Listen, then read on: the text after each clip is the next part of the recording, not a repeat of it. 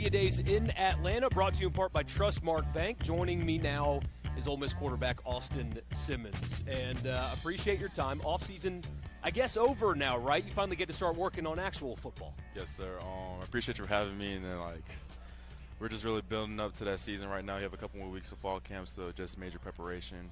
Still, building more connections between the receivers and stuff. So a lot of people around here talking specifically about your age. And somebody told me earlier that you are the youngest representative of all the teams here at SEC Media Days. Do you feel that you're that young? No, I don't. Going into year 3, and I actually feel like I'm more of an uncle rather than such a kid. So I feel like I'm 21, maybe 22. I'd say. Right. Being in college for that long. So, and then the big question. I did a couple interviews earlier, and the question was, is Austin Simmons ready for this? So let me ask you, are you ready to be a starting quarterback in the SEC? Yes, sir. How do you know? Just got to find out. So how do you spend your off season when you're not watching film, when you're not practicing? What did you do? I'd say definitely, just making sure that I'm good personally, especially with my mental, and also going home from time to time, flying some receivers out of town, just getting some work in. A lot of off-season training with my quarterback coach. And so when you're not doing football, you're still doing football. Yeah, is basically. What you're telling me.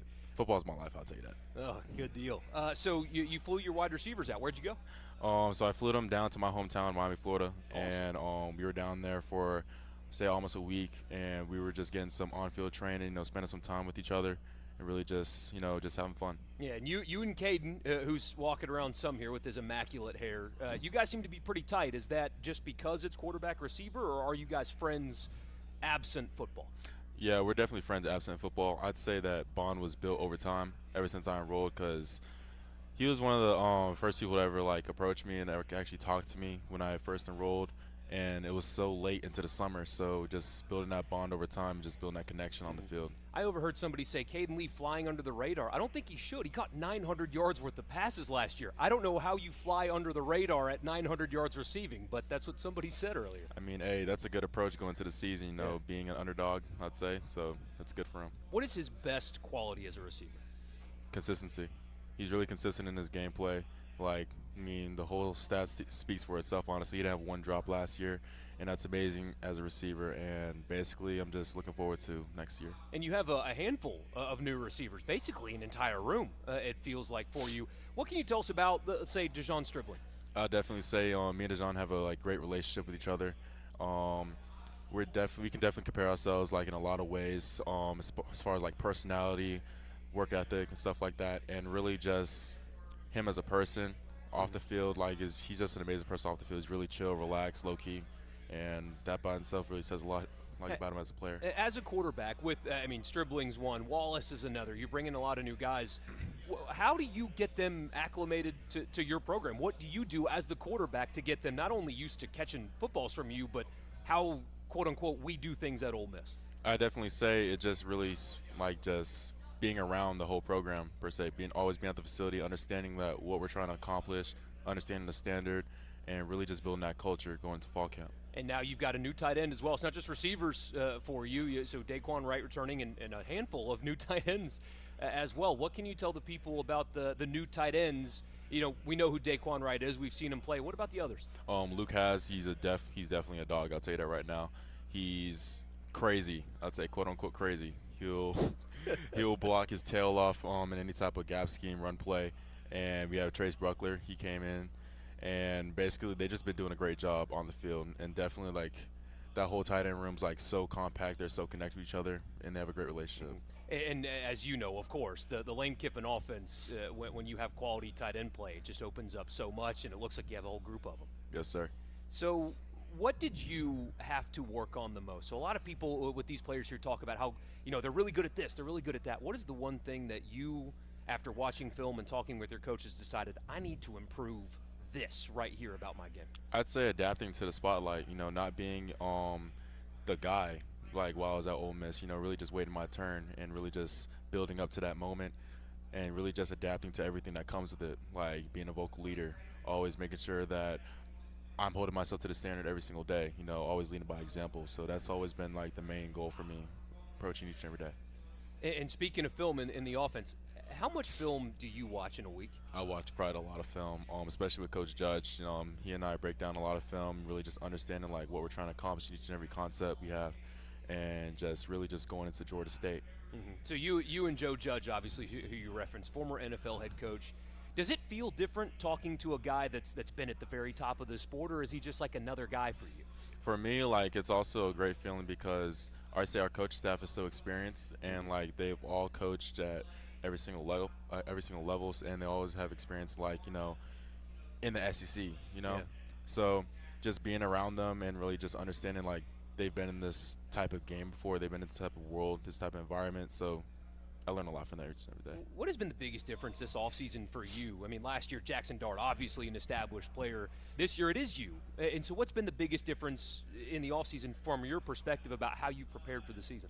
I definitely say really just focusing on the main thing rather than just like, working too far ahead of myself, and just making sure that I just stay level grounded. Like, keep playing where my feet are rather than like worrying about the next day, worrying about the future. Just focus on right now and preparing. Mm-hmm. And when they talk to you about being prepared, I mean, you mentioned Georgia State. It's no secret that you've got Kentucky in week 2 in Lexington. Do they talk to you about how to manage preparation for environments and road games and those kind of things? What are those conversations like, and how do your coaches and maybe Jackson Dart or others that have been there, what have they told you about how to prepare for things like that? I mean, there's a lot of preparation during the week in practice. We practice with the loudspeakers, with the crowd noise and stuff like that. Really just making, like, I'd say just a lot of like noise that you'll hear during the game, or just music or something like that. Just really just understanding that it's different in SEC, and just like adapting to it. Like this is what comes with it. So just preparing myself mentally for it. There's 11 games between now and then, but for the Egg Bowl, you got to get some of these staff members to ring the bells like next to your helmet pre-snap, just to get you ready for something like that. What's the most difficult part about a road environment, do you think? The most difficult part? I definitely say communication, as like, like the whole thing about the headset, sometimes it can be hard to hear, but it doesn't matter though. We have our ways of communicating on and off the field. It doesn't matter. So I feel like we're going to be well prepared for each other. And so how does that work when you are I mean, how much freedom do you have changing plays at the line of scrimmage, or is it exclusively to the sideline and then they signal something in, or is that something that you have to decide? I definitely say it just comes with preparation. I may see something, may flip protection, something like that. But as far as like Coach Weiss calls it, I trust his play call. And what's that relationship like with you and Charlie Weiss Jr.? You mentioned the offensive coordinator. Yeah, he was definitely understanding when he recruited me back when I was a two-sport athlete. He knew that I was coming there to be a baseball player as well, so he's very understanding. And he knew exactly what I'm capable of, and he keeps on like making me strive to be better each and every day. And with him as well, having the last name but the pedigree. I mean, he was a young guy in the industry and got big jobs at a young age. Do you lean on him for experience like that as well, and trying to figure out how to navigate this as a young player, just like he did as a young coach? Yeah, I definitely say so.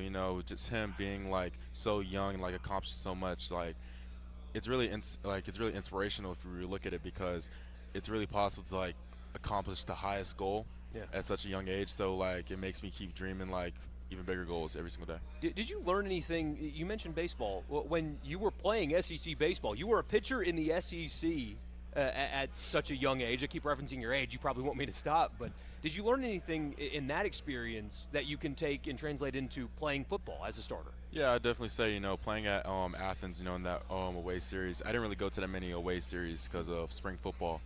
And just being around there, it's loud, and sometimes it's hard to communicate, with the pitch calm in our hat.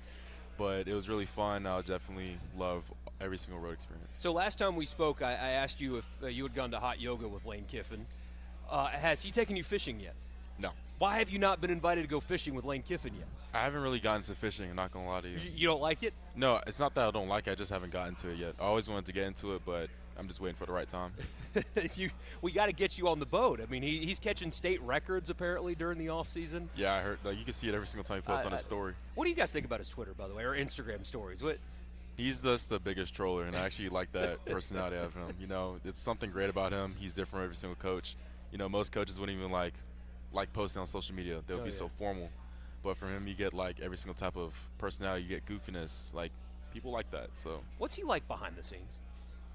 He's one-on-one. Yeah. Yeah, like I'd say he's very unique. His whole like persona, his whole personality, like it's unlike anyone else. I'll tell you that. What's the two of your relationship like? Of course, like going into my first year, starting as being a starting quarterback and just like accepting the role, it's gonna keep gradually building more over and over, like over time. All right, what are you most looking forward to this season? Game 1. Game 1, Georgia Yes, State. And hey, I mean, you guys know this. I'm sure they've told you. They beat Vanderbilt last year, and that was a good Vanderbilt team. So these guys are not going to be afraid of the SEC, are they? No, sir. Well, man, congratulations to the success to this point. And I saw your eyes get big when I told you you're the youngest representative here. You are. I didn't know that. Because I was kind of confused. Like, I thought there was someone younger than me, Maybe academically, but age, yeah, I believe. It was somebody from the SEC that said that. So, hey, blame them if I'm incorrect. No, it's okay. Austin Simmons, quarterback, Ole Miss. Sports Talk, Mississippi. We'll be right back.